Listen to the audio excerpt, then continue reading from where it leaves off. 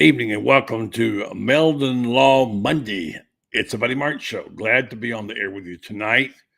We have a little breaking news. We have some basketball rankings and live from Steve Spurrier's Gridiron Grill. We'll have later Shane Matthews talking about the events of the day and the night there, the big goings on with his coach of the year, first year coach of the year.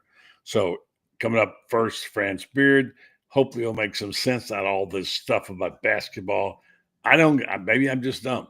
I don't understand why it is that you keep winning and keep dropping. Strange. I'm sure France will be able to explain it to us, but Gators dropped one in the AP poll today, the third. I guess in the long run, maybe France can give me some clarity on this. It doesn't really matter. It's really better if you're not ranked number one or two going into the tournament. That way you're not taking the pot shots at you. We'll talk to the Iron Duke here in just a moment. We've got Scott Carter will tell us a little about the latest coaching addition. Billy Napier hired an assistant today. And then live from Spurrier's Gridiron Grill will be Shane Matthews. Stand by. Buddy Martin Show is about to be on the air right now. Call your friends and neighbors. Yes, it's time again for Buddy Martin. Call him up and tell him what you're thinking. But be kind because he's doing the best he can. Better, stronger, faster. Mama says that alligators are ornery because they got all them teeth but no toothbrush. Hey, what if the voice calls while you're gone? Take a message. Bye! You ready, champ? I'm ready for this my whole life. I'm incapable of small talk. But that's why you love me, right? Kind of intimidating to be in the presence of so many great athletes.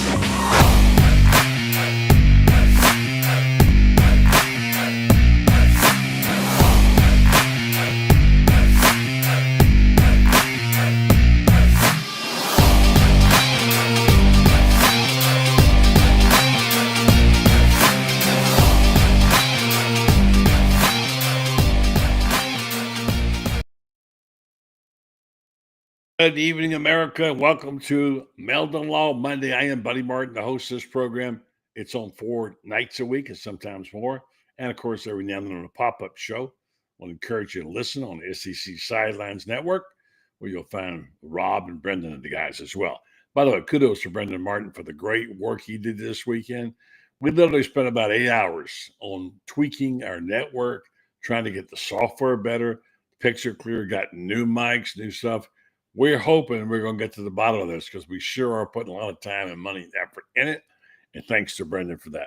It's time to go right to the hotline now and to the orange and blue room and talk to the guy who I call Mr. Basketball because he knows a lot about it. He's the best I've seen and heard, and he knows a lot about it. Maybe he can tell me, oh, Franz Beard, oh, Wiseman, oh, Iron Duke. Can you please tell me? Why do they think a quad one game is more important than a head-to-head? And what in the world happens when a team keeps winning and slipping? I don't get it. France, can you explain to me, please? Well, it's Duke, and there's this thing about Duke University that they didn't invent basketball, but you'd think that the way that they've been treated in the last 20 or so years that they did. They haven't, the only ranked team they've played since December 8th beat them, and that was Clemson. And that's the only ranked team they've played since then.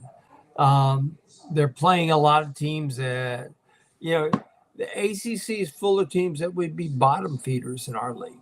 I mean, complete bottom feeders. Louisville would be break even, and Louisville's probably the second best team. Clemson maybe break even as well. Duke, I think Duke would be at best the fifth best team in the league. I'm not a big Duke fan at all. No kidding. They shoot the three well. I'll give them credit for that. They really shoot the three well. I just don't think they're that good. I think they're playing I think they're playing in a bad league, and as a result of playing in a bad league, uh, they get a mulligan, it seems, on everything. Um, I think if Florida played them, I think Florida beat them by 20, 25 points. I really do. But still, it doesn't. I don't understand how a team wins and keeps falling. Now, I said earlier that maybe that's a good thing because you don't want to be in a bullseye, and you want people shooting at you, and maybe they'd be better off going in there as a 2 seed. I don't know. Of course, the problem with that is geography and how it turns out. I've heard all kinds of things about where they play, from Raleigh to the Midwest or whatever before going. I don't know quite, and I heard you talk about it on Rob's show. Florida's either going to be in Raleigh or in Lexington. I'm interested to see what they do. They seed all the top 16 teams. Okay, so if you're, I think right now they have Florida as the number 3 seeded team. Behind, I'm looking at the NCAA net rankings right now, and Florida's number 4 in the net rankings. That's not such a big deal, because Houston's the number 3 team, and quite frankly, I think the way that they hope to do it would be Florida and Auburn would be seeded teams, and then Duke, and then Houston, because then you have at least 3 conferences. 3 of the power conferences would be have top seeded teams. Florida's better than all those. I'm telling you right now, buddy. When Florida has everybody healthy, I don't think there's a team in the country that's going to beat the Gators. I really right now, especially. Let's talk about that game on Saturday night. I mean, they struggle. They go up by 9, then they go down by 15, whatever it was, and they're just all over the place. And they got up by 22-2 run. They were up by 12 points. They had 8 bad minutes in a ball game, and then you look what happened in the last 20. The last 20, it was just total domination. And you expect in every ball game that you're going to have a bad run. This one was worse than you expect. But you think about it, they righted the ship. They come out in the second half, they righted the ship. They just totally dominated every phase of that ball game in the second half of the ball game. But it took special play. You got 2 double-doubles. And of course you got the hitman coming on with the 3-pointers when you need them. Walter Clayton Jr. Chinlu had probably his career game. Yeah, he did. And Thomas Hoff is getting to be so popular now. Suddenly they're discovering this guy's something special. Well, here's a guy whose best offer before Florida was Richmond. And Kevin Hovde, who was an assistant coach at Richmond, was the one recruiting him. And Kevin takes the job with Florida, and the first thing he tells Todd is, "We got to get this kid." And you look at him and see what he's doing. He is a box score filler. He fills out the stat sheet, and does whatever the team needs. Does whatever the team needs to have a really whatever the hole is to fill, he fills it, whatever it might be. It may be rebounding, it may be defense, it may be passing, it may be scoring. Oh, he's terrific. He is terrific. He is special. He really is. I'm so impressed with that kid. And the thing that what kind of a guy is he? Friends, you go around these guys, you know him. What kind of a guy is he? Fun. He's happy. That's the best thing you can say. Modest, happy, hardworking, content to be part of the team. You don't find a lot, but see, that's true of all of them, and that's why when Denzel was starting, and Elijah comes back, I mean, Denzel says, I don't have a problem coming off the bench. France, why do you call him Denzel? Well, that's his name, is Denzel Yeah, Aberdeen. what's Denzel Washington's name? Well, Denzel. Well, I mean, I could be wrong, but I would think they probably named him after Denzel. Well, they call him. His nickname is Zell, but I've called him. Do me a favor and I've called him Denzel since he was 12 well, next years time old. when you get a chance to ask him for me, will you? How do you pronounce it? It bugs me because I got Denzel in my brain. Anyway, he's a great basketball. I've called him Denzel since he was Well, 12 years old. All these years. You've been wrong all these years. I'm trying to get you on the right. I found out a guy I'd known for 55 or 60 years. I've been calling him by the wrong name. I pronounced his name wrong. He never told me. Anyway, I'd like to learn about these things. So this basketball team, and you can get enamored. I wrote a column this weekend about falling in love with the team, which is easy to do when they fulfill your needs, when they do all the things that work ethics that the other teams in football don't, or they're not money mongers, where they play for the game, they dive on the floor, and they have depth, and they seem to enjoy playing together.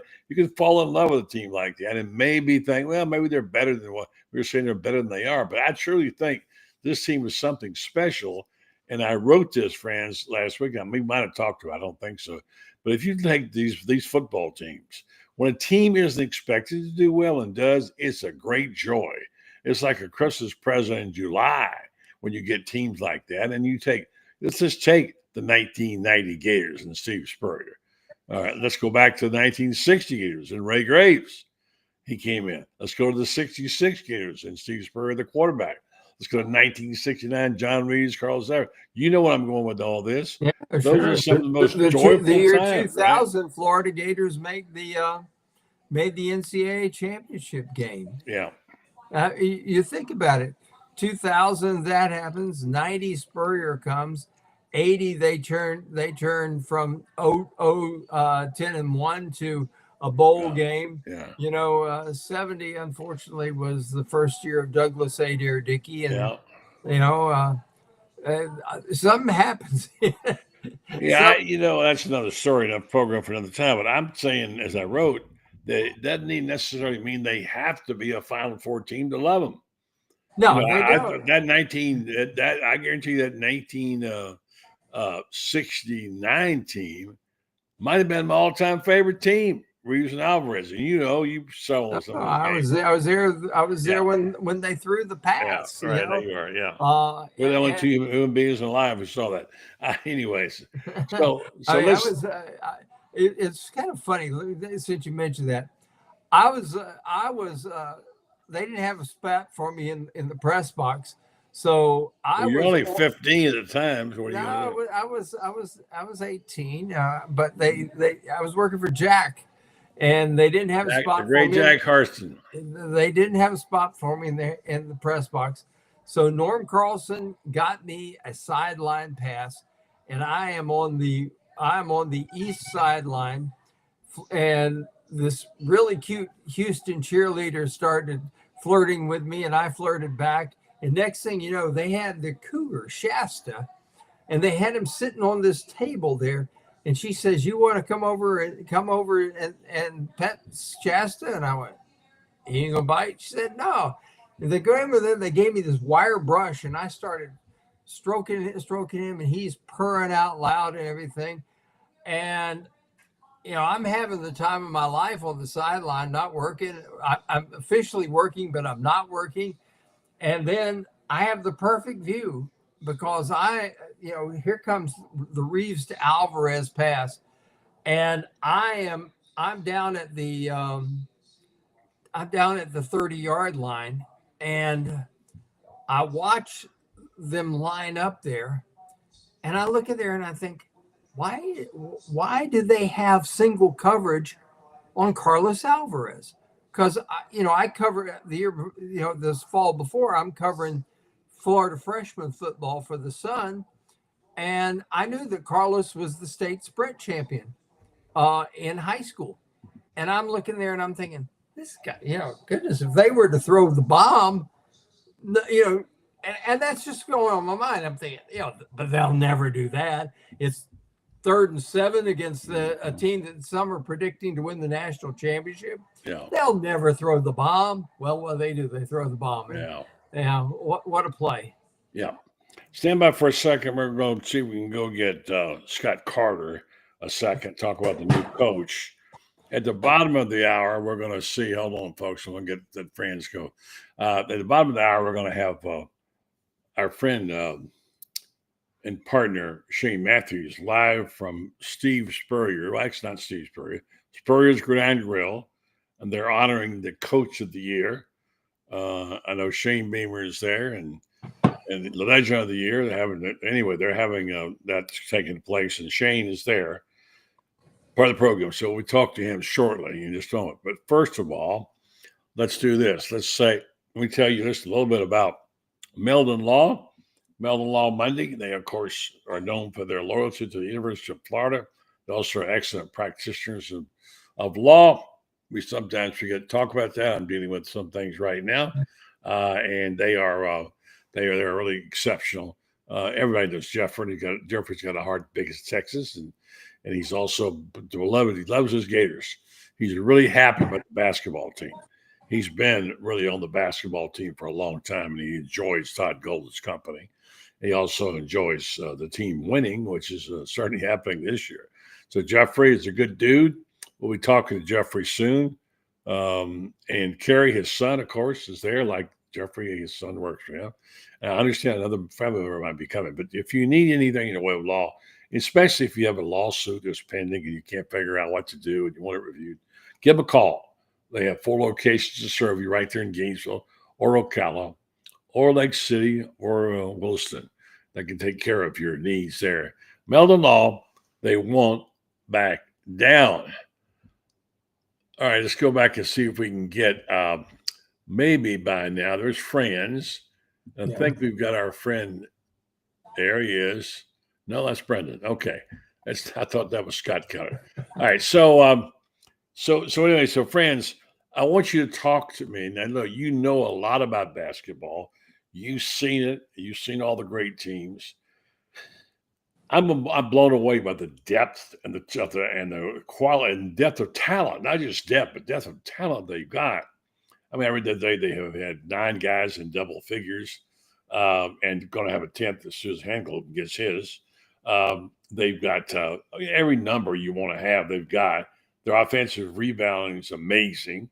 They pass the basketball beautifully. Yeah, they're unselfish. They can knock down threes. They can go inside and beat you there. They dive for balls. What don't they do, friends? And then look down the rush. I mean, look, Herbs, as they call him, I guess. Herbie is something. He's a good defender. I watched the other day with his feet. He gets out there. He defends pretty well, and he knocks it down those threes. So they got some talent on this team. And if they keep them all happy, which Todd's been doing, I don't see any reason why they shouldn't be right there. Do you? I think they're going to be. And here's the thing, buddy. It's like when Todd decided to give Urban Clavsar more time. That meant somebody's got to sit. Nobody was upset. Everybody was happy. Yeah, we can share our minutes. And this is the thing that is so special about this. I remember I was at a AAU tournament, and I'm talking with Rick Pitino, who was Billy's coach. And we were talking about when he was coaching in the NBA. And he said, what convinced him to come back to college was he's looking down the bench. He needs to make a substitution. And he says, well, if I substitute this guy for this guy's feelings are going to get hurt. And if I don't give this guy the minutes, his feelings are going to get hurt. And it's going to throw the team off for the next 5 games if I hurt, And this is going into him making a substitution. Florida doesn't have this issue. They need to make a substitution. These guys are happy for the other guy because the only thing they're concerned with is you go in there and you do your part to help us win the game. And that's all they care about. Well, Rance, what I worry about is they got too many players. You No. can't play them all. But think about this for a second. You can share the basketball with them all, but you can't play 10 players when you get to March. You can't. I wish they could. I've never seen it done or heard of. Well, maybe he'll be the first one. Dean Smith did it all the time. Yeah, but Dean Smith had a little different kind of team. He could mostly defended the basketball. Bottom line is that I hope you're right, because I hope they're going to be able to, because I want to see Urban play. I love his closer. I love his game. I love all these guys. I love watching them play. And they could very well. What they have? They won 5 straight ranked teams. I forget what it is. They won. The Gators have won their last 6 games. Yeah, but how many ranked? Didn't they run 5 on ranked teams? No. They beaten the last teams they played that were ranked. They've beaten them. Yeah, well, that's a better way of saying it. All right. Hang on one second. Yeah, while you're doing that, I'll read this message from Leandro. Let me get Francis there by himself, who's trying to deal with some issues. So we'll just put him on hold for 1 second. And I'll read this comment from he wasn't supposed to be on the show till later, but we had to make changes. I want to read this comment. Buddy, love you and the show as always. But can we give our Lady Gators softball team a congratulations for making history for scoring 24 runs in the game? I didn't know that's what the final total was. I know they've been killing it. And Walton's team is amazing. They're just doing great. So France comes back, he'll have an idea on that. Well, let's give him a tip of the cap. Congratulations. I don't think we call them Lady Gators anymore, though, do we? But no, that's terrific. You're right. So Robert Turner says UF athletics are in good shape. Many years to come. Go Gators. Bruce Green says Gators are the best basketball team in the country. They have 10 starters. Golden's a great coach. I can't disagree with that.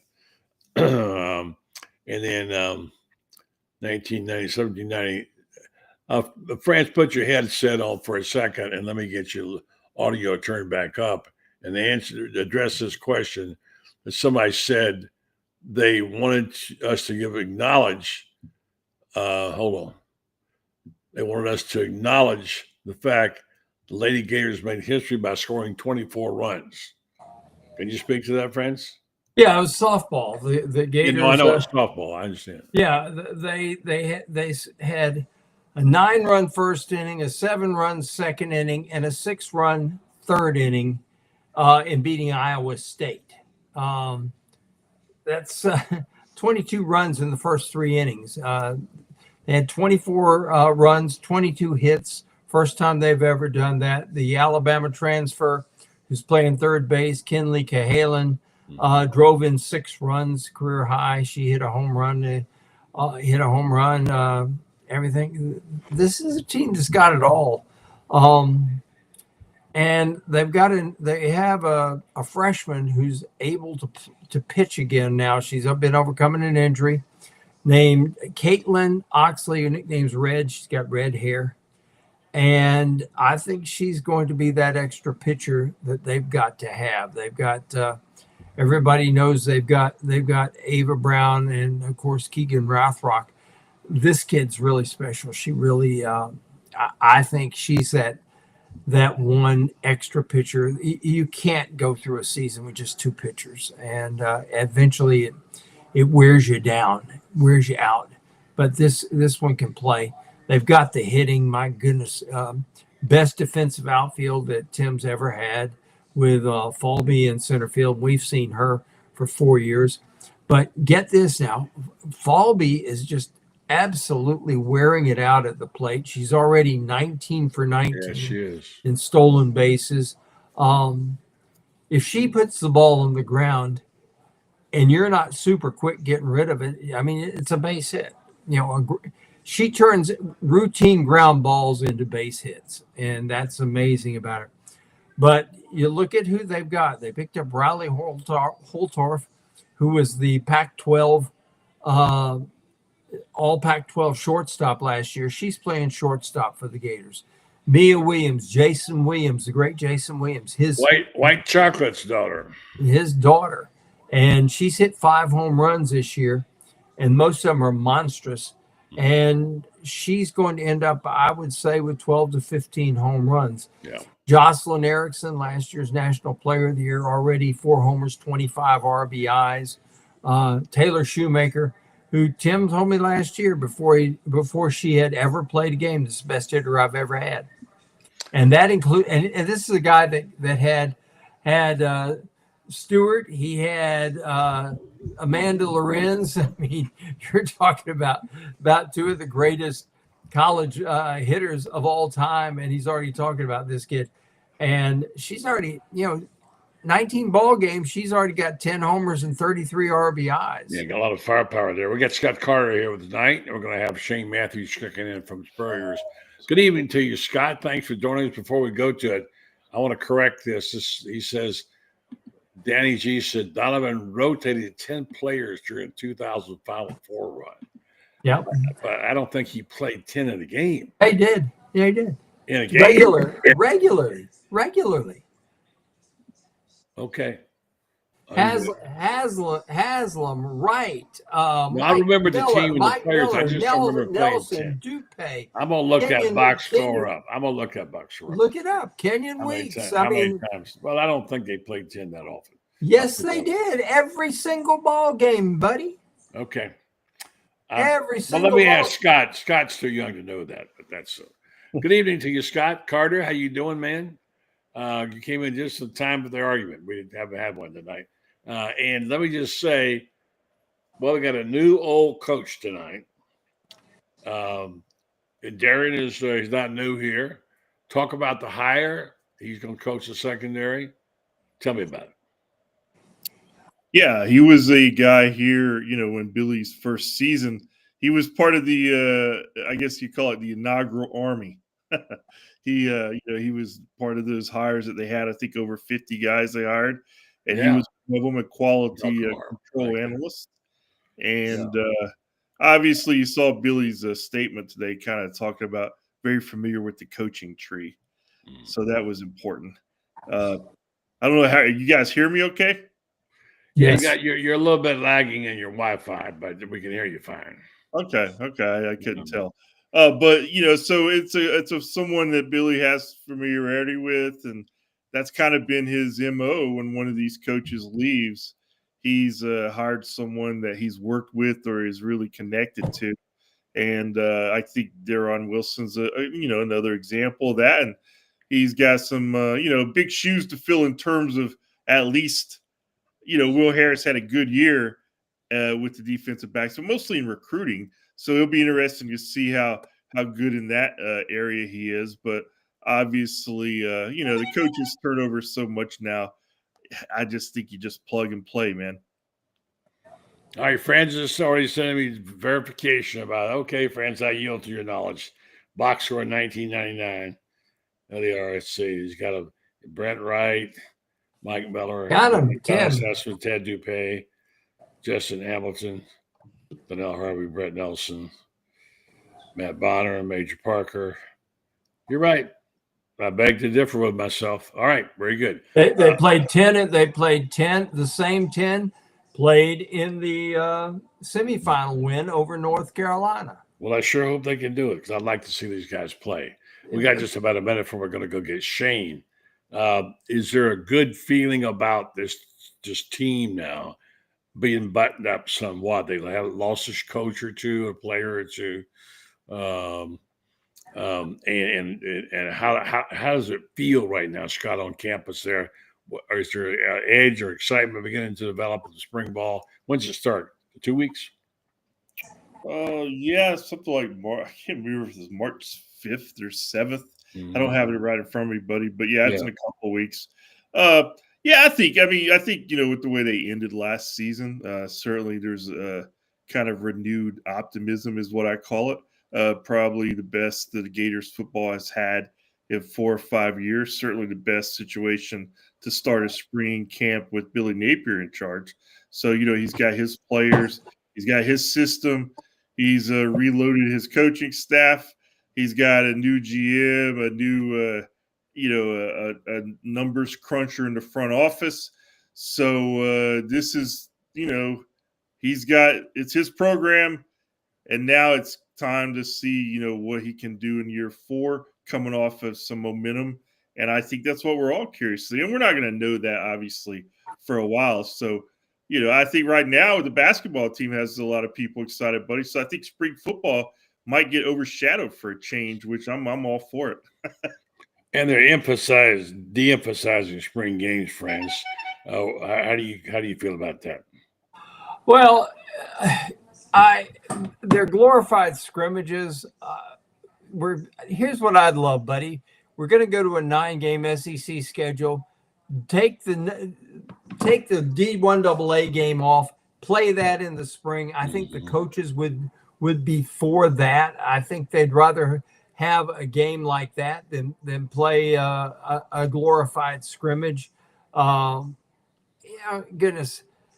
I think coaches, they're saying, well, we don't want people coming to scout our players. I don't think that's really the case. I think it's really that they just don't want to have if you're going to do something it's meaningful instead of something stupid like this glorified scrimmage where people get to ooh and ah and you play walk-ons in a running clock for 30 minutes. Yeah, I think spring games have outlived their time, to be honest with you. I wouldn't even want one if I was a coach. I think they're boring. It's a good way to get some people on campus in the spring, but you can still do that with something more meaningful. Guys, let me break in here. I've got Shane Matthews live out at Spurrier's, and he's going to tell us what I think. You won't be able to hear them, Shane, but they can hear you. And we got Scott Carter and friends. We know this is the first-year coach award. Saw during on TV with the guy from Dog Nation, Griffith, and tell us what's going on.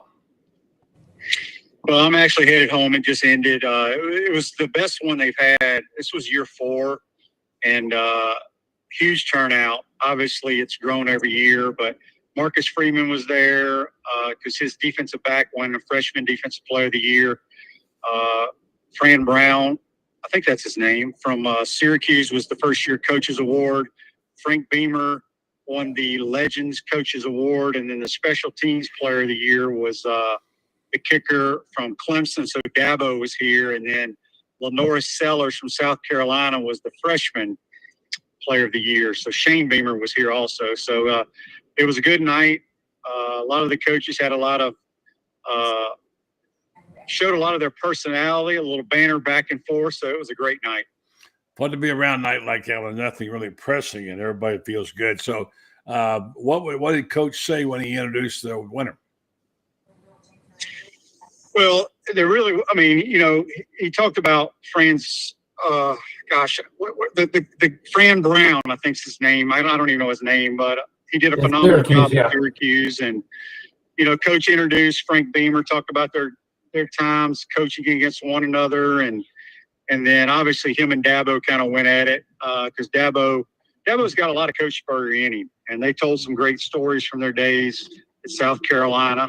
But, and then each player who got the awards spoke, but it was a good turnout. Had probably, I'd say, 30 former Gator players there to help support Doring. So it was a great night.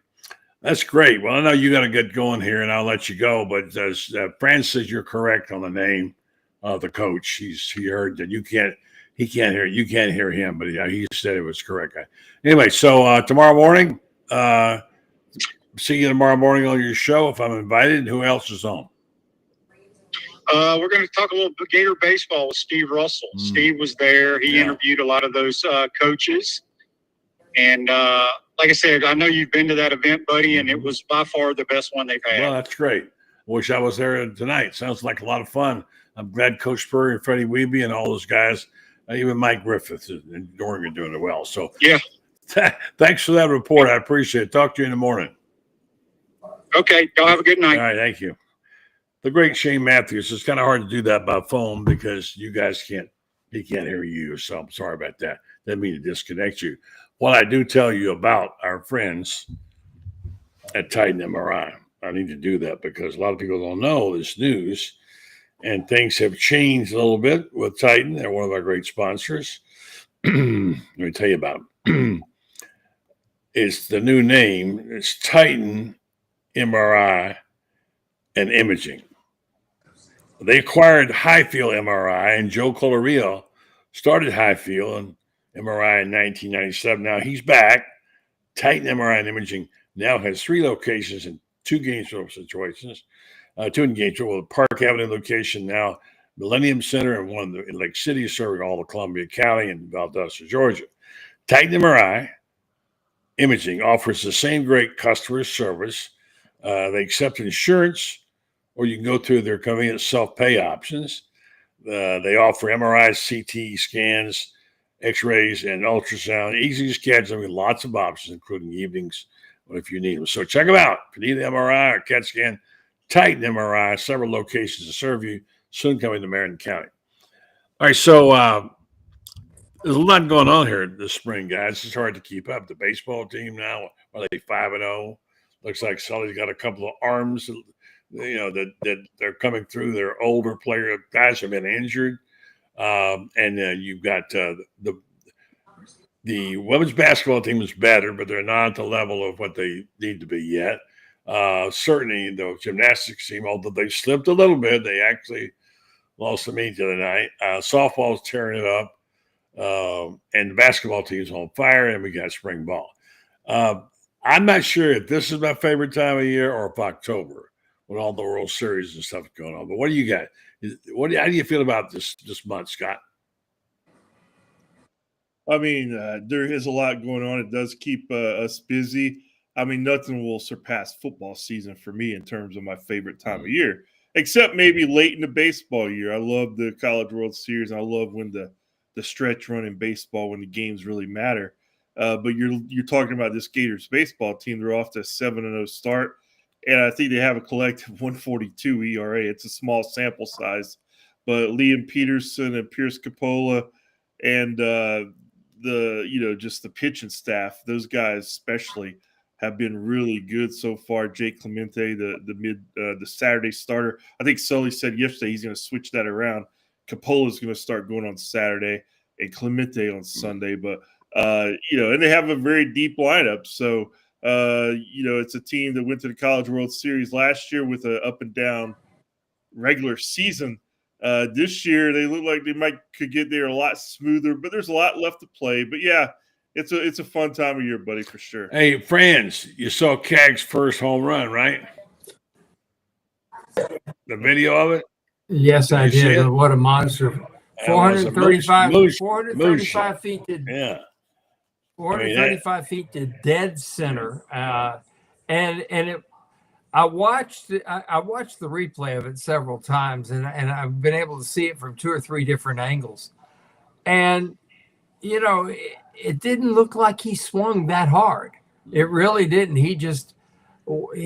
Typical Cags, he's just so strong. And what doesn't look like him swinging hard would probably put somebody else in attraction, because he's just so physically strong that it looks easy to him.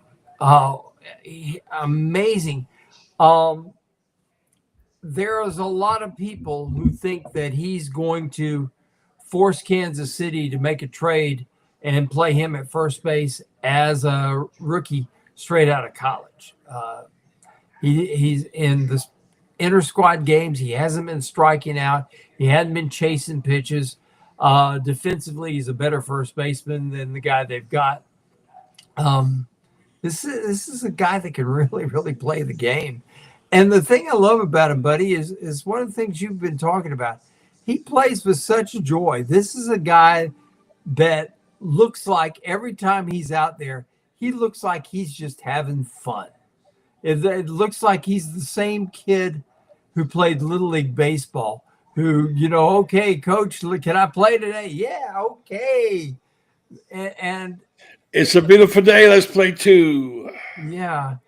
I like it when you see guys like that, when you see those guys that just love playing the game. I'll tell you, one of my favorite guys of all time was Preston Tucker, who played here.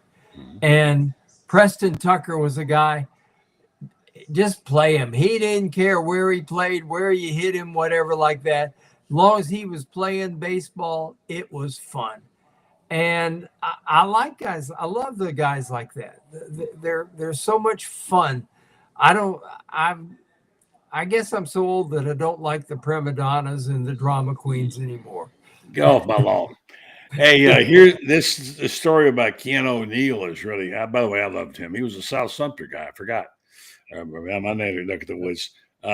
Apparently, they're talking about bringing him here in Florida and for being an on-field analyst. That's one of the 8. Mark Long was a very good reporter. Wrote that today, so that would be interesting to bring back a great player like him, wouldn't it?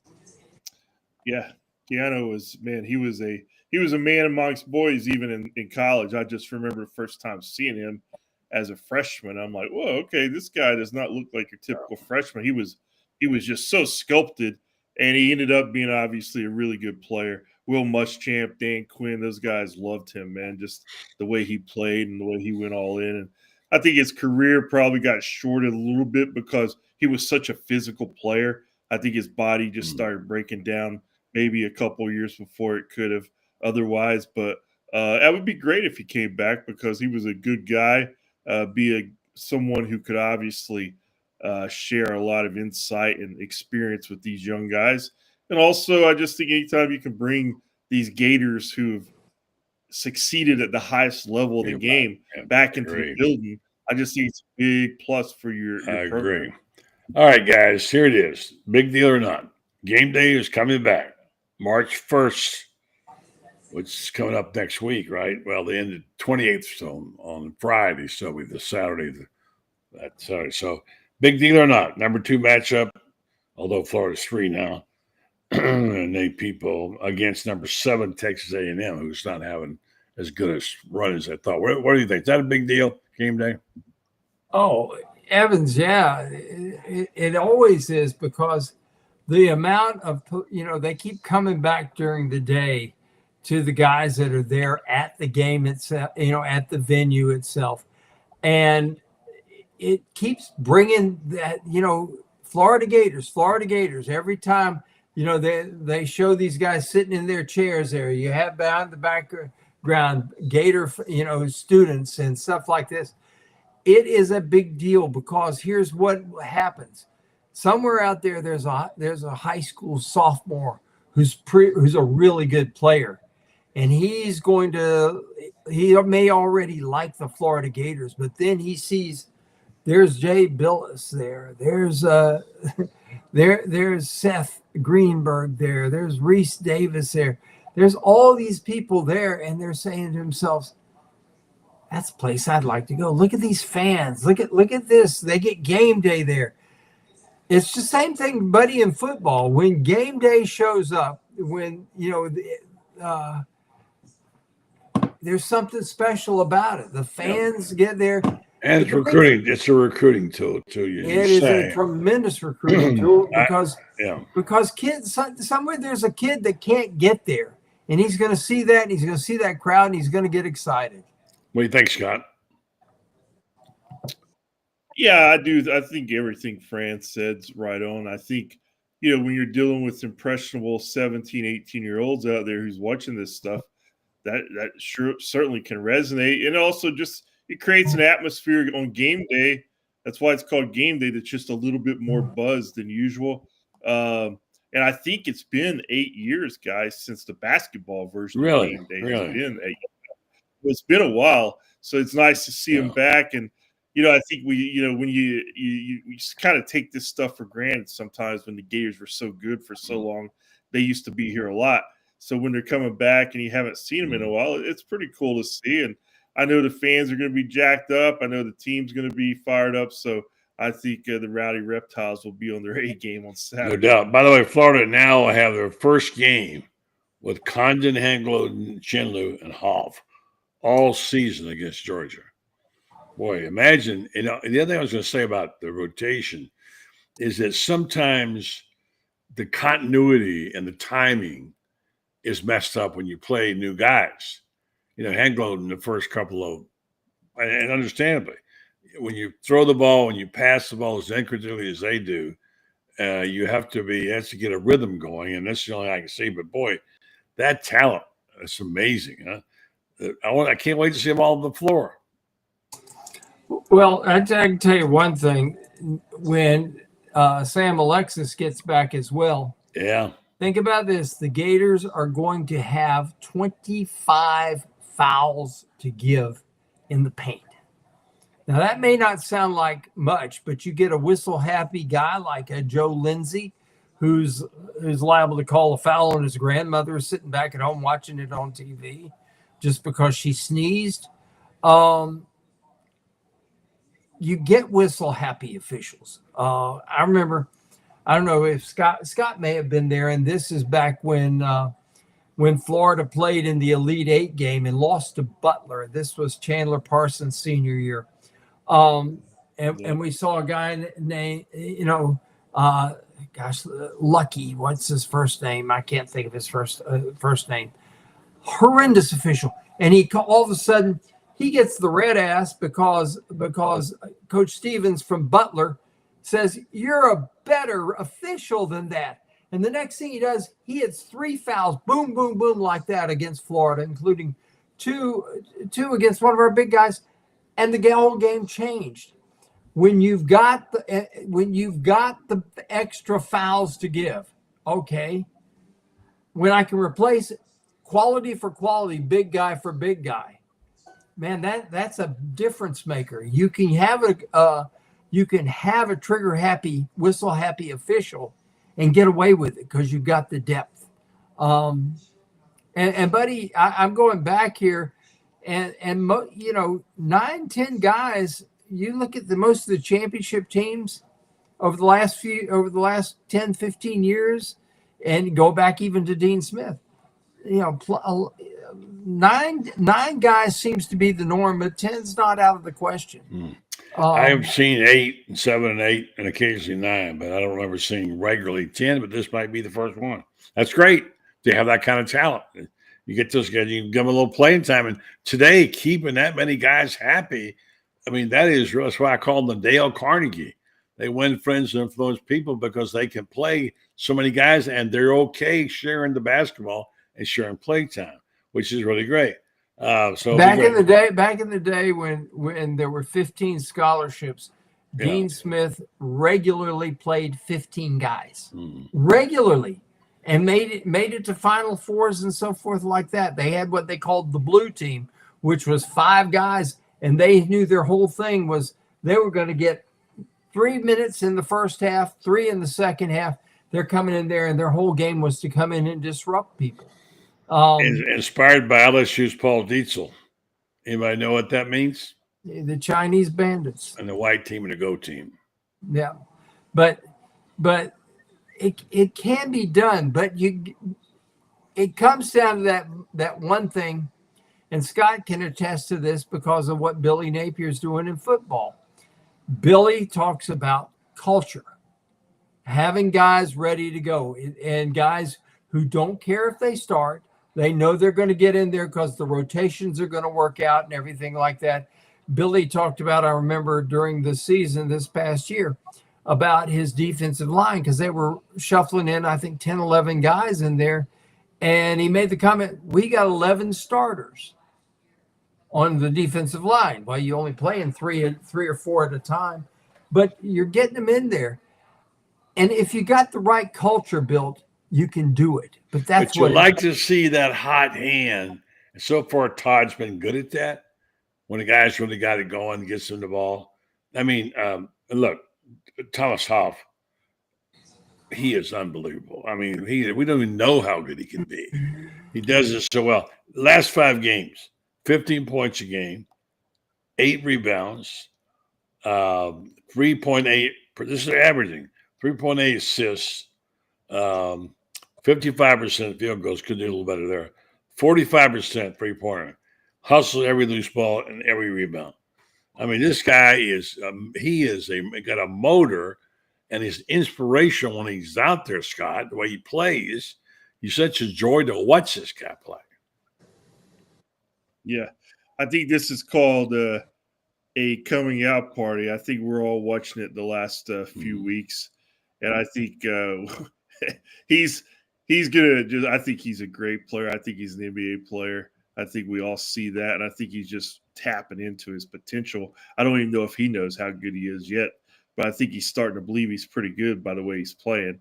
But going back to the bigger picture, culture. I think you have to have culture with a team like this, a kind of culture that supports it, because one guy can totally disrupt it. If Walter Clayton was mad every time he wasn't the leading scorer, that would cause problems. Because but obviously that's not the case. These guys have bought in, and you do ride the hot hand sometimes. I think we've seen Clayton have the hot hand a couple of times. I think we've seen Martin have the hot hand. We've seen Houck. We've seen Aberdeen take over games. So that just really is the MO of this team. I mean, it's built with 8, 9, 10 guys, and every night one of those guys could be the guy. And I think that's what makes them so good. And that's what makes it going to be. To me, it's going to be really fun to see what they do, because, as you guys were talking about, when they get everybody back, I'm sure they'll have to tinker some with, some of the patterns. And, some guys we've been seeing playing more, they're probably going to get their minutes cut back a little bit. But I don't think Houck's one of those with the way he's playing right now. Elijah Martin, it was a little bit cold. He finally got going. But some people say, well, maybe Denzel Aberdeen ought to be playing, starting, whatever. But they seem to have that balance worked out, which is great. I don't want to cause many problems, but it's just a fun team to watch. I don't know. When they start not shooting the basketball good, like they did the other night, they want to have 22 straight friends. That's the one thing that could kill them, especially shooting the threes. But I don't think this team is going to fall in those slumps very often. Do you? No, they don't. But here's the thing: it's what you give up the last 8 minutes of the first half, the last 6:49 of the first half, is only important if it carries over to the second half, and it didn't. And it takes a special team to adjust on the fly like that, to go from. I wrote about it in my Sunday column. The Gators went from, you saw in the same game, the Gators at their worst and at their best. That was a good column, by the way, Gator Babe. Really and it takes a team that really has it together and responds well to the coaching, because at the halftime, there was coaching and they said, we are adjusting. We got to do this, this, and this. Look at how all of a sudden the 3-point shots that were wide open in the last 6:49, they weren't there in the second half. They were 3 for 16 from the 3-point line in the second half. In the first half, they were 6 for 16, and they hit their last 5. Why do you think that was? Tommy Hawk said it best. He said, we kind of got a little bit ahead of ourselves, and sometimes you need a wake-up call. They got a wake-up call during the game. They didn't have a game itself. That was the wake-up call, like the Tennessee game. I think the Tennessee game woke them up, and they realized in that game, okay, we got to pass the basketball. We got to defend better. We got to rebound. We can't let the crowd get in our heads. Stop shooting jump shots, get the ball to the middle and pound it a little bit. That's what they did too. And here's what I love, buddy. You want to pack it in and stop the big guys. You got Walter, you got Will Richard, you got you've got Elijah Martin, and now Klavjar and Denzel, who can all hit threes. You want to stop the perimeter, which is what LSU's whole game plan was. We will stop the perimeter. Now all of a sudden you got Rubin shooting 8-foot jumpers and making them. Condon can shoot. That Tommy Hawk can hit threes. Sam Alexis, when he comes back, is a pretty good ball player. And as you pointed out, it's only a matter of time before Micah starts looking for a shot again, and he can score. It's pick your poison, and neither one of them seem to be a good idea right now. I love it when they run, but they have to rebound when they run, and I love when this team runs. It's fun to watch.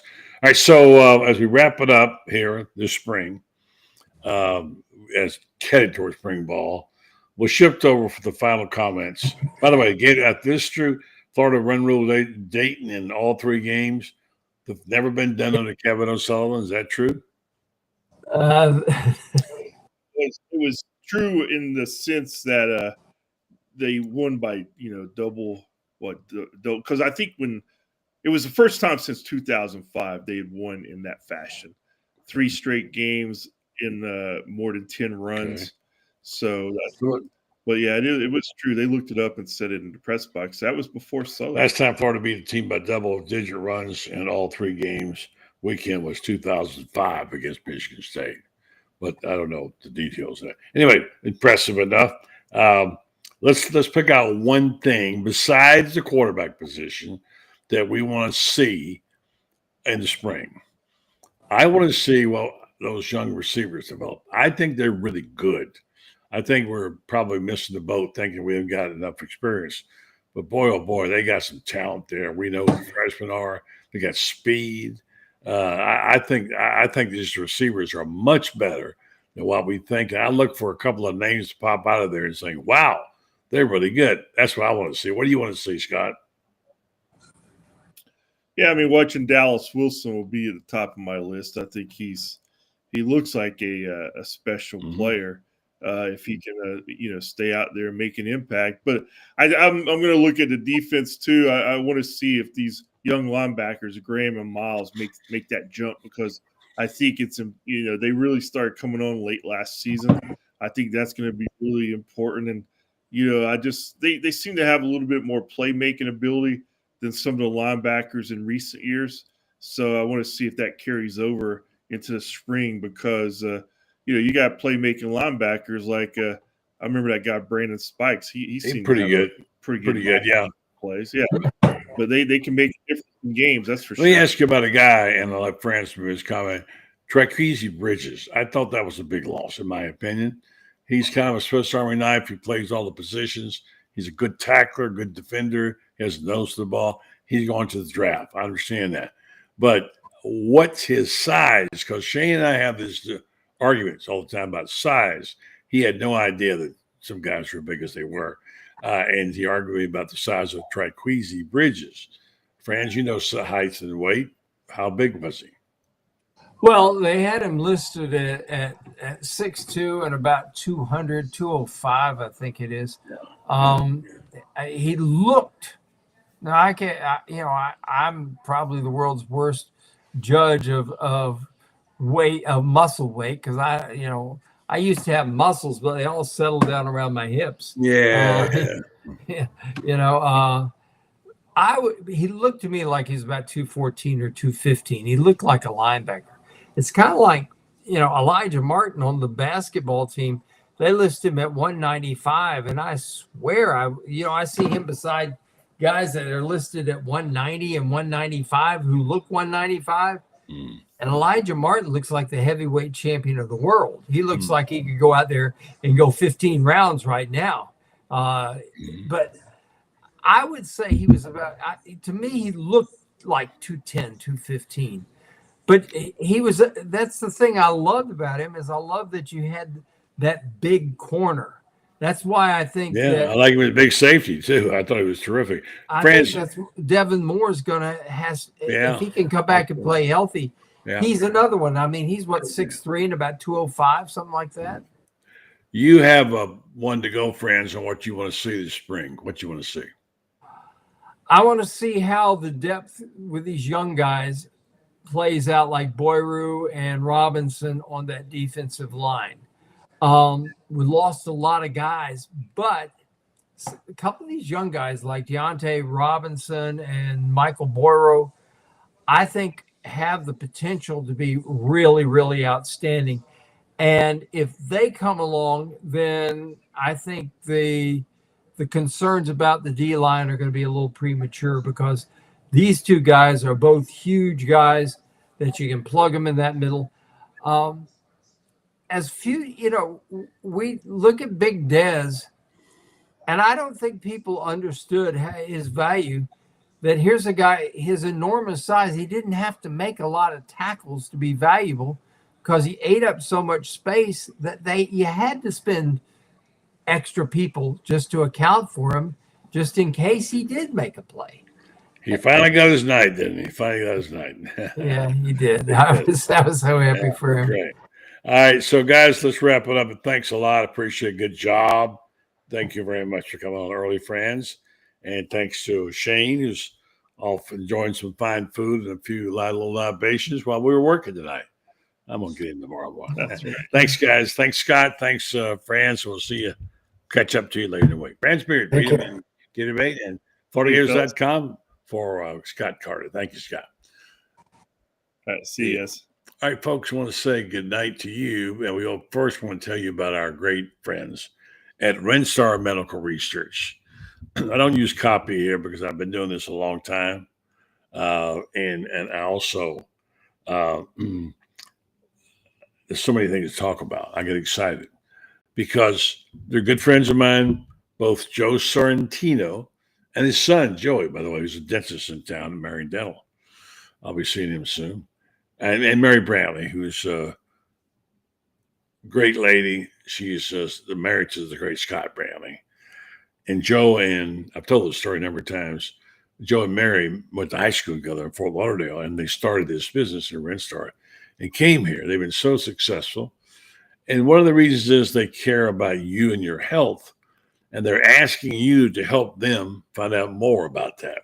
And that is not you personally, but they want to use you as in their testing, clinical trials, to find out how people react to certain things.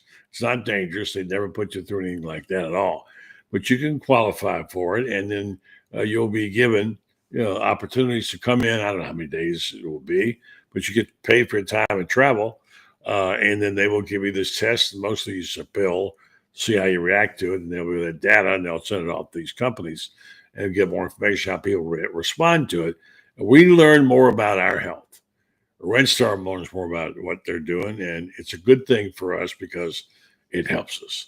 I encourage you to go to renstar.net and look up some of the trials that they have there, and you'll see all kinds of trials. They've had, I think, over 800. It's just they've been there, and they're always looking for new things and new reactions. You see all these things on TV about these drugs and this, that, and holy mackerel. There's so many things you got to know about it. But they're doing that great research and helping you and helping other companies and helping themselves do a better company. Renstar Medical Research, seeking tomorrow's answers to the health questions of today. Thank you to Shane Matthews for his little cameo appearance. Don't forget, I'll be on with Shane tomorrow. And then be followed by Rob Brown, Sideline Sports. Don't forget him tomorrow. And Brendan Martin. And then thanks to Franz Beard, the Iron Duke, who's, I call Mr. College basketball, good as he gets. And, of course, Scott Carter, the be-all, know-it-all of the Florida Gators. So thank you very much for listening and watching tonight. And thank you for your kind comments. We're all kind of in this together. These letters are getting smaller all the time. So let's see here. There it is. I'll just say thank you and good night, and we'll see you tomorrow night. Lauren Meadows will be hosting. Take care.